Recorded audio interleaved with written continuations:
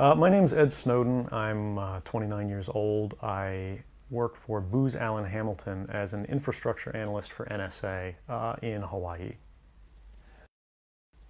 What are some of the positions that you held previously within the intelligence community? I've been a systems engineer, systems administrator, senior advisor for the Central Intelligence Agency, solutions consultant, and a telecommunications information systems officer. One of the things people are going to be most interested in trying to understand who you are and what you're thinking is there came some point in time when you crossed this line of thinking about being a whistleblower to making the choice to actually become a whistleblower. Walk people through that decision-making process. When you're in positions of privileged access, like a systems administrator for these sort of intelligence community agencies, you're exposed to a lot more information on a broader scale than the average employee. And because of that, you see things that may be disturbing, but over the course of a normal person's career, you'd only see one or two of these instances. When you see everything, you see them on a more frequent basis. And you recognize that some of these things are actually abuses. And when you talk to people about them, in a place like this where this is the normal state of business, people tend not to take them very seriously and move on from them. But over time, that awareness of wrongdoing sort of builds up and you feel compelled to talk about it. And the more you talk about it, the more you're ignored, the more you're told it's not a problem. Until eventually you realize that these things need to be determined by the public, not by somebody who was simply hired by the government. Talk a little bit about how the American surveillance state actually functions. Does it target the actions of Americans? NSA and the intelligence community in general is focused on getting intelligence wherever it can by any means possible that it believes on the grounds of sort of a self-certification that they serve the national interest. Originally, we saw that focus very narrowly tailored as foreign intelligence gathered overseas. Now, increasingly, we see that it's happening domestically. And to do that, the NSA specifically, targets the communications of everyone. It ingests them by default. It collects them in its system, and it filters them, and it analyzes them, and it measures them, and it stores them for periods of time, simply because that's the easiest, most efficient, and most valuable way to achieve these ends. So while they may be intending to target someone associated with a foreign government or someone that they suspect of terrorism, they're collecting your communications to do so. Any analyst at any time can target anyone, any selector, anywhere. Where those communications will be picked up depends on the range of the sensor networks and the authorities that that analyst is empowered with. Not all analysts have the ability to target everything, but I, sitting at my desk, certainly had the authorities to wiretap anyone, from you or your accountant to a federal judge to even the president if I had a personal email.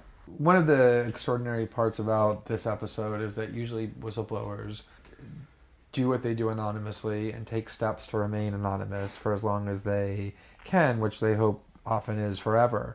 You, on the other hand, have decided to do the opposite, which is to declare yourself openly as the person behind these disclosures. Why did you choose to do that? I think that the public is owed an explanation of the motivations behind the people who make these disclosures that are outside of the democratic model. When you are subverting the power of government, that's a fundamentally dangerous thing to democracy. And if you do that in secret consistently, as the government does when it wants to benefit from a secret action that it took, it'll kind of give its officials a mandate to go, hey, tell the press about this thing and that thing, so the public is on our side. But they rarely, if ever, do that when an abuse occurs. That falls to individual citizens, but they're typically maligned. It becomes a thing of these people are against the country, they're against the government. But I'm not. I'm no different from anybody else. I don't have special skills. I'm just another guy who sits there day to day in the office, watches what's happening, and goes, this is something that's not our place to decide. The public needs to decide whether these programs and policies are right or wrong. And I'm willing to go on the record to defend the authenticity of them and say, I didn't change these. I didn't modify the story. This is the truth. This is what's happening. You should decide whether we need to be doing this. Have you given thought to what it is that the U.S. government's response to your conduct is, in terms of what they might say about you, how they might try to depict you, what they might try to do to you? Yeah, I could be, rendered by the CIA. I could have people come after me, or any of their third-party partners. They work closely with a number of other nations. Or they could pay off the triads, or any of their agents or assets. We've got a CIA station just up the road in the consulate here in Hong Kong, and I'm sure they're going to be very busy for the next week. And that's a fear I'll live under for the rest of my life, however long that happens to be. You can't come forward against the world's most powerful intelligence agencies and be completely free from risk, because they're such powerful adversaries that no one can meaningfully oppose them. If they want to get you, they'll get you in time. But at the same time, you have to make a determination about what it is that's important to you. And if living unfreely but comfortably is something you're willing to accept, and I think many of us are, it's the human nature. You can get up every day, you can go to work, you can collect your large paycheck for relatively little work against the public interest, and go to sleep at night after watching your shows. But if you realize that that's the world that you helped create, and it's going to get worse with the next generation and the next generation who extend the capabilities of this sort of architecture of oppression, you realize that you might be willing to accept any risk. And it doesn't matter what the outcome is, so long as the public gets to make their own decisions about how that's applied. Why should people care about surveillance? Because even if you're not doing anything wrong, you're being watched and recorded. And the storage capability of these systems increases every year consistently by orders of magnitude, to where it's getting to the point you don't have to have done anything wrong.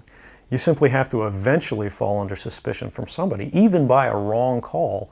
And then they can use this system to go back in time and scrutinize every decision you've ever made, every friend you've ever discussed something with, and attack you on that basis to sort of derive suspicion from an innocent life and paint anyone in the context of a wrongdoer. We are currently sitting in a room in Hong Kong, which is where we are because you traveled here. Talk a little bit about why it is that you came here, and specifically there are going to be people who will speculate that what you really intend to do is to defect to the country that many see as the #1 rival of the United States, which is China, and that what you're really doing is essentially seeking to aid an enemy of the United States with which you intend to seek asylum. Can you talk a little bit about that? Sure. So there's a couple assertions in those arguments that are sort of embedded in the questioning of the choice of Hong Kong.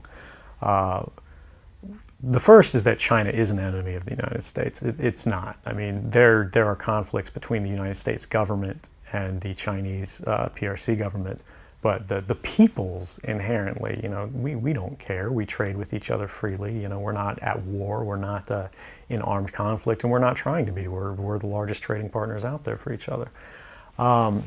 Additionally, Hong Kong has a strong tradition of free speech. People think, oh, China, great firewall. Mainland China does have significant restrictions on free speech, but the people of Hong Kong have a long tradition of protesting in the streets, of making their views known. The internet is not filtered here, no more so than any other Western government. And I believe that the Hong Kong government is actually independent in relation to a lot of other leading Western governments. If your motive had been to harm the United States and help its enemies, or if your motive had been personal material gain, were there things that you could have done with these documents to advance those goals that you didn't end up doing? Oh, absolutely. I mean, anybody in the positions of access with the technical capabilities that I had could, suck out secrets, pass them on the open market to Russia. They always have an open door, as we do. I had access to, the full rosters of everyone working at the NSA, the entire intelligence community, and undercover assets all around the world, the locations of every station we have, what their missions are, and so forth. If I had just wanted to harm the U.S., that you could shut down the surveillance system in an afternoon. But that's not my intention, and I think for anyone making that argument, they need to think, if they were in my position, and you live a privileged life, you're living in Hawaii in paradise and making a ton of money, what would it take to make you leave everything behind? The greatest fear that I have regarding the outcome for America of these disclosures is that nothing will change.